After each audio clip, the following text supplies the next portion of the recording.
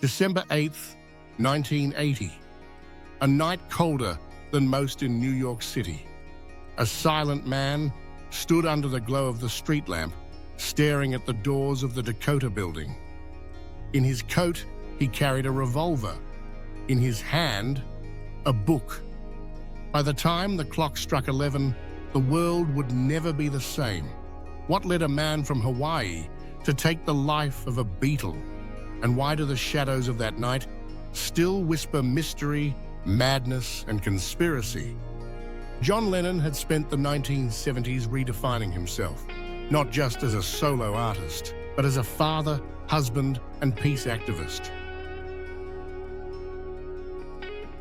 After years of global fame, drug use, and political tension, he disappeared from the spotlight in 1975, when his son, Sean, was born. He was seen around Central Park pushing a stroller. Fans often approached him, and Lennon was known to stop and talk, without security, without pretense. "I'm just another guy who likes a walk in the park," he said in an interview. But as 1980 approached, Lennon was creatively reborn. He and Yoko Ono had just released Double Fantasy. Reviews were mixed, but John didn't care. He was happy. The world didn't know it would be his final offering. In Hawaii, a man was unraveling.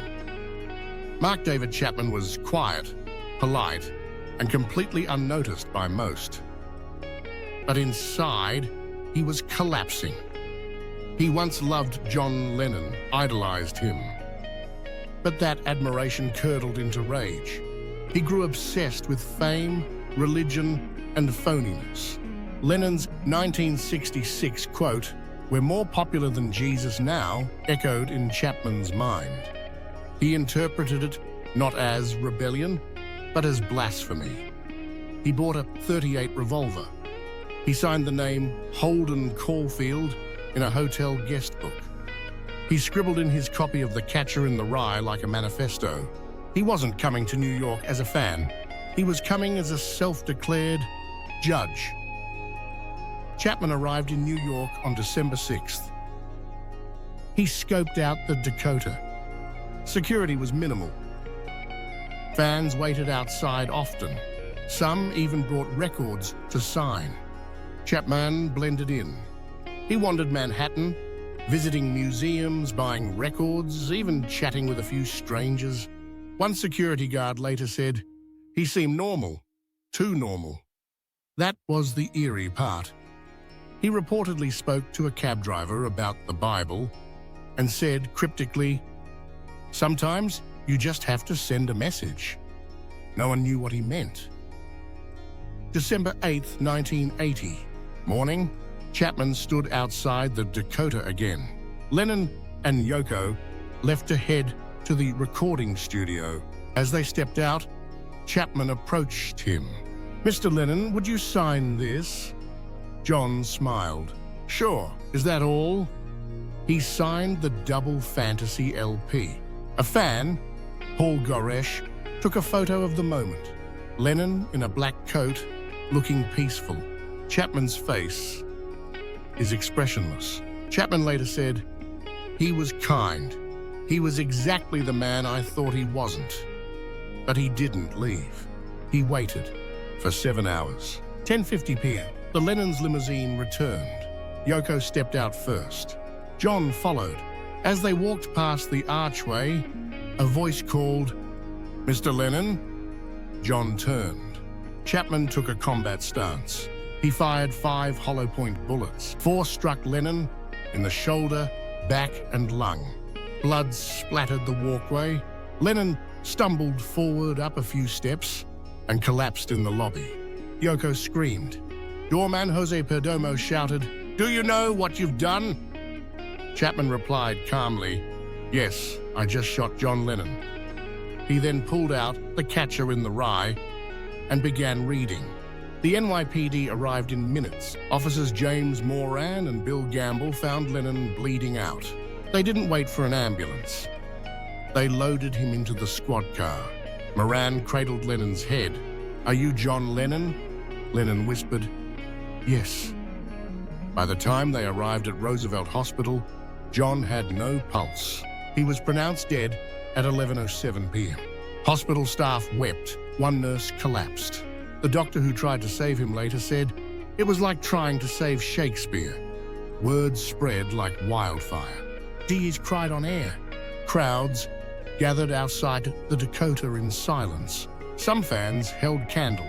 Others simply hugged strangers. Howard Cosell broke the news to millions during Monday Night Football.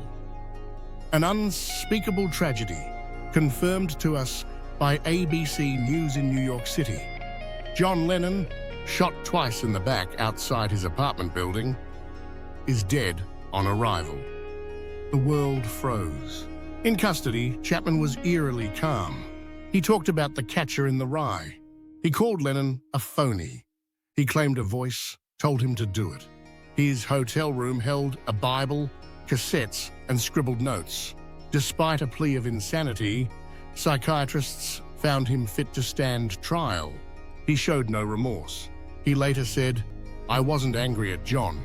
I thought by killing him, I'd become somebody." He was sentenced to 20 years to life. He's been denied parole over 12 times. Some believe Chapman was mentally ill. Others see a darker layer. Did he act alone? Was he influenced by something or someone? Conspiracy theorists suggest CIA programs like MK Ultra. Lennon had been under government surveillance. Was his assassination a silencing?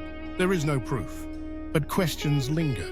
Why didn't he flee? Why did he bring the catcher in the rye, calling it his statement?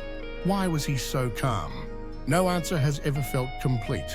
John Lennon didn't just make music, he made movements. Imagine became an anthem for peace. His murder was not just the loss of a musician. It was the loss of a voice that stood against war, corruption, and hatred. Strawberry Fields in Central Park became his memorial. Millions still visit. Paul McCartney called it the darkest night of my life. George Harrison said, "He'll live on in all our hearts." Yoko Ono simply asked, why? Even today, decades later, John Lennon's voice echoes through the halls of history. He was flawed, bold, loving, angry, brilliant. A man who believed the world could be better and used music to prove it. He was silenced by a man who wanted to be noticed. But Lennon is remembered, and Chapman is forgotten. Imagine all the people living life in peace,